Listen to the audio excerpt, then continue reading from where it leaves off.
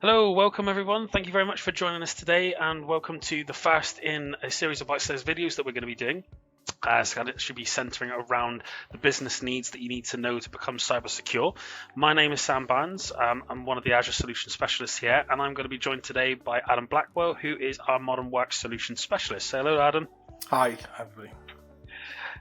Fantastic. So in this series, we're going to be covering how you can protect both your modern workplace and also your cloud infrastructure with Microsoft security offerings. This is absolutely essential nowadays because in the modern tech landscape, cyber threats are being identified less than in previous years, yet they're becoming more and increasingly sophisticated, so putting your business at risk. That's right, and hi everybody. In fact, in the last 12 months alone, UK businesses have experienced 2.3 million incidents of cybercrime, accounting for an average cost of over £15,000 per victim and per crime. But that's just a surface level view of the cost of a cyber attack.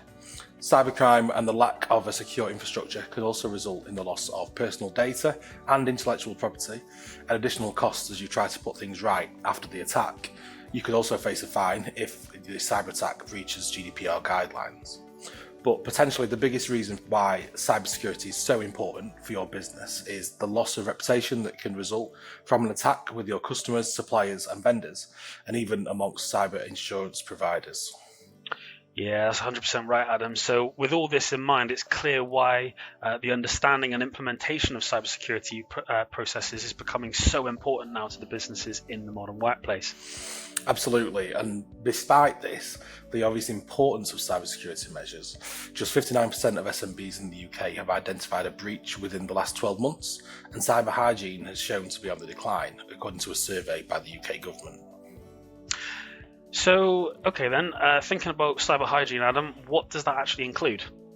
So cyber hygiene can include the use of password protection, cloud backups, network firewalls, and patch management to help keep malware protection up to date amongst many more measures. So as you can imagine, it's highly important to keep on top of it if you want to maintain your security posture. It only takes one weak link in the chain to result in a serious problem, and that's why we recommend a layered approach to cybersecurity to maintain your defences, accounting for both on-premise and cloud environments. So Sam, I'm wondering if there are any cases that you can think of that we've dealt with recently that really stand out to you as a great example of what we've talked about so far?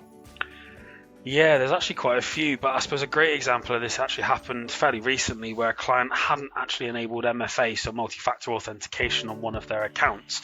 It wasn't actually a user account, but essentially a malicious actor was actually doing their best work, and they took advantage of this and were able to spin up several £1,000s worth of resources literally across the course of a weekend. Now, the good news is that we were able to very quickly intervene.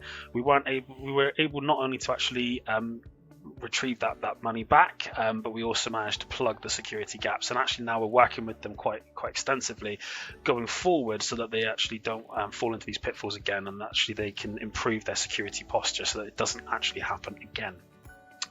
So yeah, as you can see, cyber attacks can be difficult to spot, but actually with the right response in place, you can actually make it out unscathed. Now, Microsoft's key philosophy is to deliver on an organization's digital imperative and enable them to do more with less. So this is about actually making effective tech strategy decisions and employing Microsoft best practices from the beginning to simplify the process of securing your business.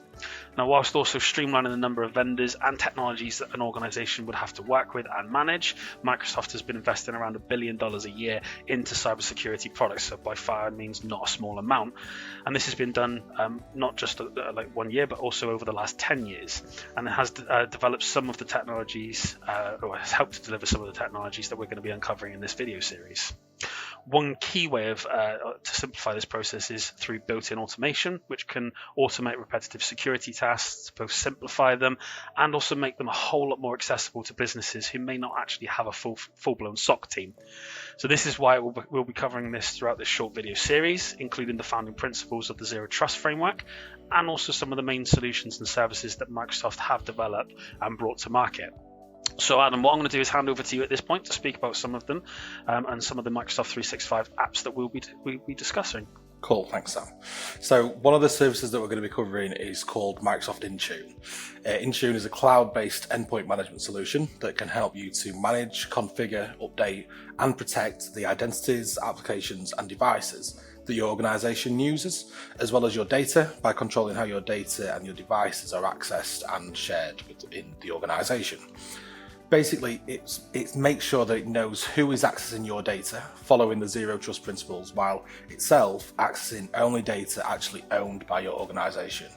It won't be delving through your personal data, such as your browsing history, your family photos, or anything else like that.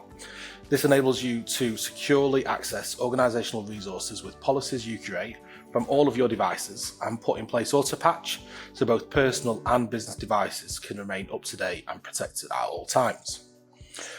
Another slightly different solution that we're going to be covering is Defender for M365, which is an integrated cross-domain threat detection and response solution. This solution provides coordinated automatic defense across all service domains to block threats before they become attacks, and narrates the full story of the attack for context in plain old English. By doing this, Defender for 365 is great for both protecting your organization from and responding to malicious threats, and understanding the attacks that your organisation falls victims to. So that's a little bit about Defender and Intune, what's coming up, but what else can Defender do and protect, Sam? Yeah, good point, Adam. Well, Defender, as you said, is not just for M365 and endpoints, but we've also got Defender for Cloud, which offers much of the same interaction as far as protection from cyber threats goes, and it helps to identify them. But the key factor with Defender for Cloud is that you have the ability to protect from the development lifecycle right the way through to individual workloads, which is super cool. If this wasn't enough, it also includes the ability to help recommend and also manage cloud security posture as well. Awesome, thanks Sam.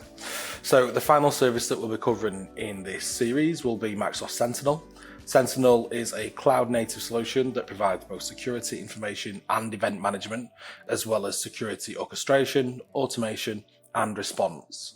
Sentinel also provides intelligent security analytics and threat intelligence to provide visibility across your entire cloud and on-premise infrastructure. It is your one-stop solution for attack detection, threat visibility, proactive hunting and threat response, working across the enterprise and helping to alleviate the stress of cyber attacks and cyber alerts.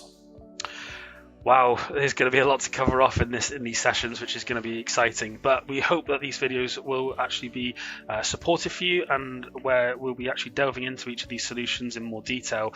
Will give you kind of the ability to apply them to your own infrastructure to help secure individual devices, or actually looking at your cloud lifecycle from start to finish. So we hope that we get all the information you need to know to make these informed decisions about your business cyber security infrastructure. So it's bye for now.